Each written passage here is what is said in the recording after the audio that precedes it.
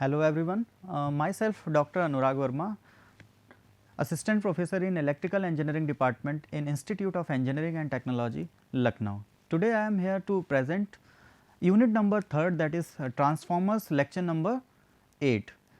So, today we will discuss ideal transformer and its characteristics and practical transformer as well as effects of voltage and frequency on transformer.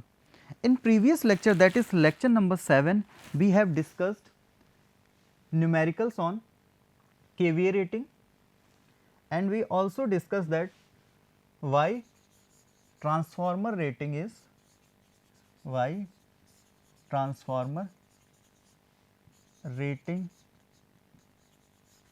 in BA, KVA or MVA. Actually, this question also comes in exam, so it is also important. And next we have derived EMF equation, and on the basis of this equation, EMF equation, that is E equal to 4.44 frequency phi n. On the basis of this equation, we have calculated transformation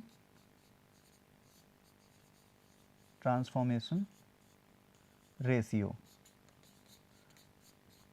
अब इस transformation ratio की basis पे, जो कि K equal to E2 upon E1 equal to N2 upon N1, जब मैं primary और secondary के लिए रेशियो लूँगा, V2 upon V1 equal to I1 upon I2.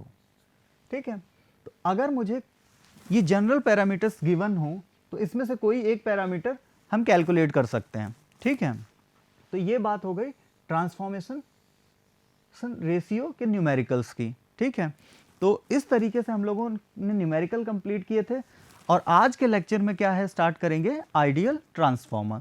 Ideal के बाद हम उसकी कैरेक्टरिस्टिक्स देखेंगे, कौन कौन सी कैरेक्टरिस्टिक या प्रॉपर्टीज होती हैं. Then after that we will discuss on practical transformer की क्या डिफरेंस है ideal transformer and practical transformer में.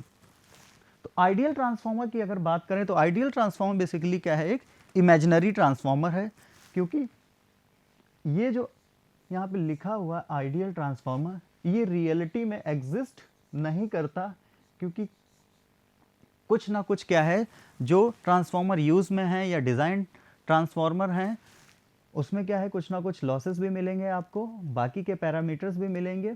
ठीक है, तो इस तरीके से सिर्फ आइडियल ट्रांसफार्मर क्या एक इमेजिनरी ट्रांसफार्मर है, जिसको हम ये कह सकते हैं कि उसमें किसी भी प्रकार के कोई भी लॉसेस आपको नहीं मिलेंगे, चाहे वो आप कॉपर लॉसेस की बात कर लें या आप आयरन लॉस की बात कर लें जो कि कोर में एग्जिस्ट करते हैं, या लीकेज फ्लक्स की बात कर लें. ठीक है, तो इन सब के रीज़न क्या होते हैं, कॉपर लॉसेस नहीं है. क्यों? क्योंकि वहाँ पे जो वाइंडिंग आपने यूज़ की है, बाइंडिंग जो यूज़ करते हैं हम, इस तरीके से कोर बना लेते हैं. ठीक है, ये हो गई कोर ट्रांसफॉर्मर की, और ये क्या है, इसी कोर के ऊपर वाइंडिंग है N1 टर्न्स की. ठीक है, similarly for secondary side number of turns N2. अब ये जो बाइंडिंग यूज की है मेड ऑफ कॉपर, इसका जो वाइंडिंग रेजिस्टेंस है वो कितना है, 0 है. ठीक है, या बोल सकते हैं नेग्लिजिबल है. सिमिलरली ये जो कोर है, कोर जो यूज़ की है वो क्या है, स्टील. हम लोगों ने पढ़ा था पैरामैग्नेटिक डायमैग्नेटिक मटेरियल पढ़े थे, उसमें हम लोगों ने क्या आइडेंटिफाई किया था कि फेरोमैग्नेटिक मटेरियल सब्सटेंस की ये कोर बनी होनी चाहिए. तो उसमें कि उस केस में हमें क्या मिला था कि जो इसकी परमेबिलिटी होती है, परमेबिलिटी क्या होती है फेरोमैग्नेटिक मटेरियल की, क्या होती है, हाई होती है. तो यहाँ पे भी वही सेम कॉन्सेप्ट है कि अगर मेरी परमेबिलिटी को मैं इनफाइनाइट कर दूं या इतनी ज़्यादा कर दूं कि जिससे क्या है कि जो आयरन लॉसेस कोर में हो रहे थे वो लॉसेस नहीं होंगे. वो हो गई आइडियल कंडीशन की बात. फिर नो लीकेज फ्लक्स, या अगर हम बोलें कि ideal transformer gives output power exactly equal to the input power. ठीक है, तो अगर output power equal to input power, ठीक है। आउटपुट पावर अगर इनपुट पावर के इक्वल हो जाएगी तो एफिशिएंट कितना ट्रांसफार्मर आपका एफिशिएंट होगा, चेक कर लेते हैं। Efficiency equal to output upon input, ठीक है। अब इस केस में, आइडियल के केस में क्या है कि अगर आउटपुट इक्वल टू इनपुट हो जाए तो मैं इसको क्या कर सकता हूं, इनपुट को रिप्लेस कर दूं या आउटपुट को रिप्लेस कर दूं, यहां पे क्या आ जाएगा, आउटपुट अपॉन आउटपुट। ये सिर्फ किस केस में है, ये है आपके सिर्फ आइडियल कंडीशन के केस में है कि जो आउटपुट पावर मिलेगी वो किसके बराबर मिलेगी, इनपुट पावर के बराबर मिलेगी। तो इस तरीके से यहाँ पे क्या है, जो एफिशिएंसी निकल के आएगी, तो यहाँ रेशियो कितना हो गया 1, अगर मल्टीप्लाई कर दूं 100 से तो ये क्या आ जाएगा 100% एफिशिएंट, ठीक है। तो एफिशिएंसी कितनी मिली in case of ideal transformer, 100%, ठीक, जो कि पॉसिबल नहीं है। इसीलिए यहाँ पे क्या बोला जा रहा है कि ये क्या है, इमेजिनरी ट्रांसफार्मर है, ठीक। Actually, it is impossible to have such a transformer in practice, but ideal transformer model makes problems easier. कहने का मतलब ये है कि यहाँ पे जब भी हम ट्रांसफार्मर डिज़ाइन की बात करते हैं तो हम कोशिश हमारी ये रहती है कि जब ट्रांसफार्मर हम डिज़ाइन करें तो close to the ideal condition रहें। सब कोई आइडियल कंडीशन या आइडियल बनना चाहता है, तो यहाँ भी वही है कि ट्रांसफार्मर के लिए जब डिज़ाइन करने की बात है या मैन्युफैक्चरिंग की बात है तो आइडियल से क्या है, आइडियल की जो वैल्यूज़ हैं उनके क्लोज रहने की कोशिश करते हैं, जिसकी वजह से क्या है कि जब भी ट्रांसफार्मर यूज़ में आए तो उसकी एफिशिएंसी क्या हो, मैक्सिमम से मैक्सिमम मिल सके, ठीक है। तो ये बात हो गई आइडियल ट्रांसफार्मर की बात। अब चलते हैं कैरेक्टरिस्टिक्स ऑफ आइडियल ट्रांसफार्मर। तो कैरेक्टरिस्टिक की बात करें तो first characteristics is zero winding resistance, next is infinite permeability of the core. हम लोग इसको अभी 1 बाय 1 डिस्कस भी करेंगे। थर्ड क्या हमने बोली थी कि किसी भी टाइप का कोई भी फ्लक्स लीकेज नहीं मिलेगा, ठीक है। और क्या होगी, एफिशिएंसी क्या होगी, 100% एफिशिएंसी होगी, अभी हम लोगों ने कैलकुलेट भी किया था। तो सबसे पहले वाला जो पैरामीटर है, जो पहली कैरेक्टरिस्टिक है वो क्या है, जीरो वाइंडिंग रेजिस्टेंस है, ठीक है। तो जीरो वाइंडिंग रेजिस्टेंस का मतलब ये है यहाँ पे कि जो प्राइमरी साइड पे, primary side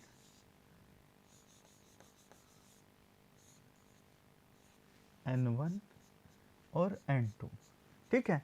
the resistance of primary as well as secondary winding of an ideal transformer is 0। तो यहाँ पे क्या है, रेजिस्टेंस की वैल्यू क्या है, 0 कर दी गई, ठीक है। सिमिलरली फॉर सेकेंडरी, अब यहाँ पे इसको अगर 0 कर देंगे तो 0 करने से क्या है कि सारा का सारा करंट क्या है, इजिली इसमें फ्लो कर जाएगा, ठीक है। तो that is both the coils are purely inductive in nature. अब कैसा बिहेव करेंगे, क्योंकि यहाँ पे क्या है, इंपिडेंस की अगर बात करते हैं तो Z equal to R plus j x, ठीक। एक क्या होता है, एक आपका रिएक्टेंस है और एक क्या है, रेजिस्टेंस है। तो इस केस में अगर ये वाला पार्ट जो रेजिस्टिव वाला पार्ट था या रेजिस्टेंस की वैल्यू अगर 0 कर दी तो क्या आएगा, इंपिडेंस इक्वल टू क्या हो जाएगा, JX, ठीक है, मतलब इक्वल टू रिएक्टेंस। तो पूरा का पूरा ये यहाँ पे बिहेवियर कैसा होगा, इंडक्टिव बिहेवियर होगा, ठीक है। नेक्स्ट क्या था, infinite permeability of the core. Infinite permeability, higher the permeability lesser the MMF required for flux establishment, ठीक है। अब क्या है कि जितनी ज्यादा परमेबिलिटी होगी, ठीक है, मटेरियल की, जो भी मटेरियल हमने यूज़ किया है, तो यहाँ पे हम लोगों ने कौन सा मटेरियल यूज़ किया था, फेरोमैग्नेटिक मटेरियल यूज़ किया था। तो फेरोमैग्नेटिक मटेरियल की परमेबिलिटी हम लोगों ने बाकी मटेरियल के कंपैरिजन में जब देखा था तो क्या थी, हाई थी, ठीक है।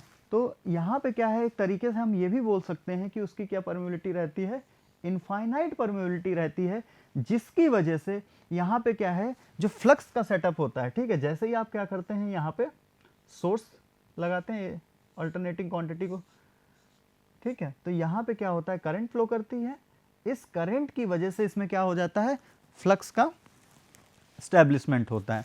तो यहाँ अब परमेबिलिटी अगर हाई है कोर की, तो उससे क्या होगा कि एमएमएफ की जो रिक्वायरमेंट है, वो एमएमएफ की रिक्वायरमेंट मतलब मैग्नेटोमोटिव फोर्स की रिक्वायरमेंट क्या रहेगी, कम रहेगी, ठीक है। That means if permeability is high, less magnetising current is required to magnetise the transformer core.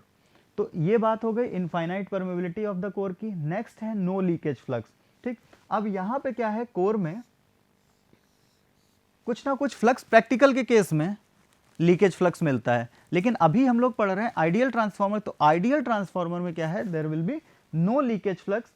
ठीक, तो लीकेज फ्लक्स क्या होता है, बेसिकली एक मैग्नेटिक फ्लक्स जो यहाँ पे सेटअप हुआ था उसी का क्या है, छोटा सा पार्ट होता है that does not gate linked with the secondary winding. ठीक है भाई, मेजर पार्ट तो इसका क्या है, फ्लक्स का मेजर पार्ट क्या होगा, ये जो मैग्नेटिकली कपल्ड कॉइल है दूसरी वाली, उसके साथ क्या होगा, लिंक होगा। लिंक होने से सेकेंडरी साइड में ईएमएफ प्रोड्यूस होगा according to the basic principal.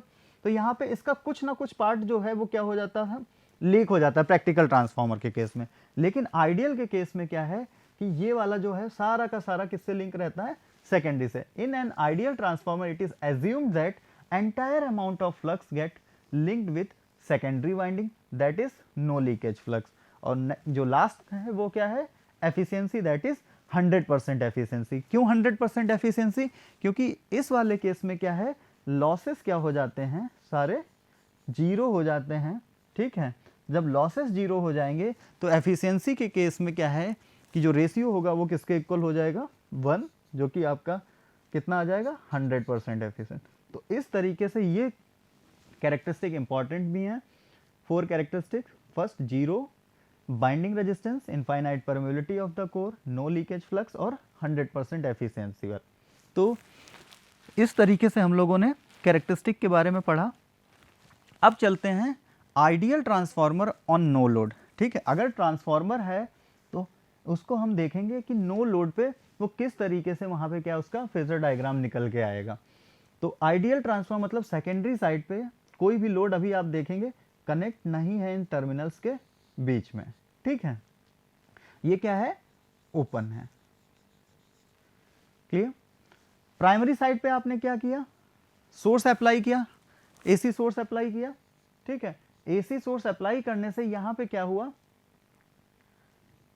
ये क्लोज्ड है तो करंट फ्लो करेगी I1। ठीक है, इस I1 की वजह से इसमें क्या होगा, फ्लक्स सेटअप होगा फाई। ठीक है, वो फाई जो फ्लक्स था वो किससे लिंक है, इस कोर से लिंक है। ठीक है, अब इसी कोर के ऊपर सेकेंडरी साइड में दूसरी वाइंडिंग है जो कि टर्न्स कितने हैं, N2 number of turns for the secondary winding. तो अब यहां पे क्या है कि ईएमएफ जो इंड्यूस हुआ सेकेंडरी में वो कितना हुआ, E2 हुआ ड्यू टू दिस फ्लक्स। तो अगर फेजर डायग्राम की बात करेंगे तो हम लोगों ने जब इक्वेशन को डेराइव किया था उस इक्वेशन से हमें क्या पता चला था कि जो फ्लक्स है हमारा, ठीक है, फ्लक्स क्या है, एज ए रेफरेंस क्वांटिटी। ठीक है, अब इस फ्लक्स से जो ईएमएफ था E2 वो क्या है, 90 डिग्री क्या मिला था, लैग मिला था। तो ये वाला क्या है, ये रेफरेंस हो गया। ठीक है, फ्लक्स। अब इसी के रेस्पेक्ट में उस इक्वेशन से हमने क्या किया था, 90 डिग्री लैग मार्क किया था। तो अब जो B1 है, B1 किसके इक्वल है, इन E1 E2 के इक्वल, और E1 lags IM by 90 degree. तो यहाँ पे ये मैग्नेटाइजिंग करंट जो कि किसके इक्वल होगी, इस प्राइमरी करंट के इक्वल होगी। अभी ये कंपोनेंट भी हम लोग डिस्कस कर लेंगे, IM हो गया, ठीक है, I0 हो गया, ये सारे कंपोनेंट्स भी हम लोग अभी डिस्कस करेंगे जब पैरामीटर्स की बात करेंगे। तो इस तरीके से जब ideal transformer no load condition में है तो उसका अगर फेजर डायग्राम आता है तो इस तरीके से हम लोग फेजर डायग्राम को ड्रॉ कर सकते हैं। बस हमें ध्यान जो रखना होता है फेजर डायग्राम के केस में वो क्या है, रेफरेंस क्वांटिटी को। तो यहाँ पे जो रेफरेंस क्वांटिटी है वो क्या है, सारी बातें किसके रेस्पेक्ट में हो रही हैं, इस फ्लक्स की। जो कुछ हो रहा है इस ट्रांसफार्मर किसकी वजह से हो रहा है, इस फ्लक्स की वजह से हो रहा है सेकेंडरी साइड में। नेक्स्ट चलते हैं कुछ पैरामीटर्स के ऊपर। ठीक है, तो ideal transformer on no load secondary current कितनी रहेगी, सेकेंडरी करंट 0 रहेगी। क्यों 0 रहेगी, क्योंकि वहां पे जो कंडीशन है वो कौन सी कंडीशन है, ओपन सर्किट। ठीक है, ओपन सर्किट। तो I2 की वैल्यू अपने को क्या मिली, 0 मिली, कोई करंट फ्लो नहीं करेगा। ठीक है, no core loss and no, already बता चुके हैं हम लोग। Primary current draws a current which is just necessary to set up flux in the core. ठीक है, primary current draws a current which is just necessary to set up the flux in the core. ठीक है, इस flux की बात कर रहे हैं जो मेन फ्लक्स था आपका इस कोर में। ठीक है, इसमें इस कोर में फ्लक्स था मेन फ्लक्स। ठीक है, तो उसकी बात कर रहे हैं हम लोग कि primary current draws a current which is just necessary to set up the flux in core. और जो I1 है मतलब मेरा प्राइमरी करंट है, जो प्राइमरी करंट है वो किसके इक्वल आएगा, मैग्नेटाइजिंग करंट के, सेट अप फ्लक्स। क्योंकि इसी की वजह से ये जो मैग्नेटाइजिंग करंट है इसकी वजह से क्या हो रहा है, कोर में फ्लक्स सेटअप हो रहा है। ठीक, तो उसी का क्या नाम दिया, मैग्नेटाइजिंग करंट नाम दिया। और वो मैग्नेटाइजिंग जो करंट है वो किसके इक्वल होगी, वो प्राइमरी करंट के इक्वल होगी। और R1 कितना है, 0 है, R2 0। क्यों R1 R2 0 है, ये इसलिए 0 है क्योंकि यहाँ पे आइडियल ट्रांसफार्मर की कंडीशन में आप लोगों को क्या बताया गया था कि जो वाइंडिंग होगी, वाइंडिंग का रेजिस्टेंस क्या होगा, नेग्लिजिबल होगा। ठीक है, वाइंडिंग का रेजिस्टेंस क्या बताया गया था, नेग्लिजिबल बताया गया था। Winding resistance is negligible. अब वाइंडिंग रेजिस्टेंस नेग्लिजिबल मतलब रेजिस्टेंस की वैल्यू 0। ठीक, चाहे वो प्राइमरी की बात हो या सेकेंडरी की बात हो। और ये भी बताया गया था कि कैसे बिहेव करेगा, प्योरली इंडक्टिव की तरह बिहेव करेगा फॉर आइडियल ट्रांसफार्मर। अब इसमें क्या है, जो B1 की वैल्यू है वो पूरी की पूरी किसके इक्वल अपीयर होगी, E1 की। ठीक है, ये प्राइमरी EMF हो गया और ये प्राइमरी वोल्टेज हो गए। और E2 की वैल्यू किसके इक्वल आएगी, B2 के इक्वल आएगी। अगर R1 और R2 0 होते हैं उस केस की बात कर रहे हैं। ठीक, और E1 अपोजिस B1, जैसा कि हम लोगों ने अभी फेजर डायग्राम में भी देखा था कि E1 है जो प्राइमरी EMF है वो किसके जस्ट अपोजिट होगा, B1 के। ठीक, because of Lenz law that is induced EMF। ठीक है, तो इस तरीके से क्या है, ये आइडियल ट्रांसफार्मर और नो लोड के पैरामीटर्स की बात हम लोगों ने की। अब आ जाते हैं प्रैक्टिकल ट्रांसफार्मर। ठीक है, तो प्रैक्टिकल ट्रांसफार्मर में तो सारी की सारी चीज़ें जितनी भी हैं, चाहे वो आपके लॉसेस हों, ठीक है, चाहे वो आप रेजिस्टेंस की बात करें, चाहे वो एफिशिएंसी की बात करें, सारे ही क्या है हमें कुछ ना कुछ देखने को मिलेंगे। तो यहाँ पे क्या है, आपको लॉसेस भी मिल जाएंगे, लॉसेस हम अलग से डिस्कस कर लेंगे। ठीक है, लॉसेस भी मिलेंगे, कितने मिलेंगे, कैसे मिलेंगे, वो सब हम लोग बाद में डिस्कस करेंगे। लेकिन ये है कि इतना अभी हमें जान लेना है कि लॉसेस कुछ ना कुछ एग्जिस्ट करेंगे, क्योंकि ये ट्रांसफार्मर क्या है, आइडियल नहीं है। ठीक, तो on no load in practical transformer has iron losses, जिसको आप हिस्टेरेसिस लॉस भी बोलते हैं, जो आप लोगों को जब हिस्टेरेसिस लो पढ़ाया था या BH कर्व बताया था उस केस में ये बताया भी था कि हिस्टेरेसिस का मतलब क्या है। ठीक है, and eddy current loss at it is subjected to the alternating flux. ठीक है, तो the no load current I0 has 2 component. अभी जो हम लोगों ने आइडियल ट्रांसफार्मर में IM देखा, ठीक है, IM किसकी वजह से था, प्राइमरी की वजह से था। तो I1 इक्वल टू क्या मिला था अपने को, IM मिला था। ठीक है, मैग्नेटाइजिंग करंट जिसकी वजह से क्या हो रहा था, कोर में फ्लक्स सेटअप हो रहा था। यहाँ पे क्या है, जो नो लोड करंट है, ठीक है, इस करंट की बात करें तो जो नो लोड करंट है उसके 2 कंपोनेंट होंगे। एक कंपोनेंट कौन सा होगा, एक कंपोनेंट तो आपका यही हो जाएगा मैग्नेटाइजिंग कंपोनेंट। ठीक है, IM, जिसकी वजह से क्या हो रहा है, setup flux in the core. दूसरा क्या है, इसको एक्चुअली में एक्टिव कंपोनेंट भी बोलते हैं, और क्या बोलते हैं इसको, वर्किंग कंपोनेंट भी बोलते हैं।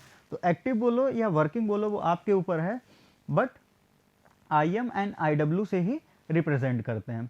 तो इस तरीके से जो I0 है वो क्या है, एक्चुअली में वेक्टर सम होता है किसका किसका, IM प्लस IW का।